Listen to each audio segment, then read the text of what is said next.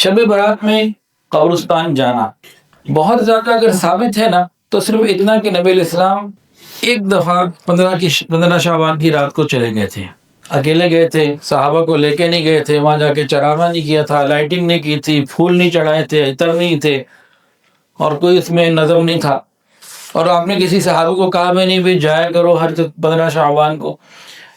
محدثین فرماتے ہیں کہ رسول اللہ صلی اللہ علیہ وآلہ وسلم کی عادت یہ تھی کہ آپ قبرستان جاتے رہتے تھے، تو ہمیں بھی اپنی عادت بنانی چاہیے کہ قبرستان جاتے رہا کریں آخرت کی یاد کے لیے۔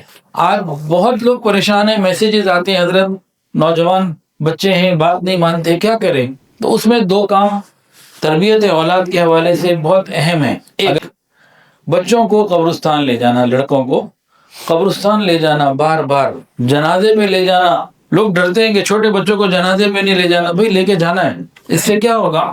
یہ خاموش نصیحت ہے، اس کے بڑے اچھے اثرات ہیں۔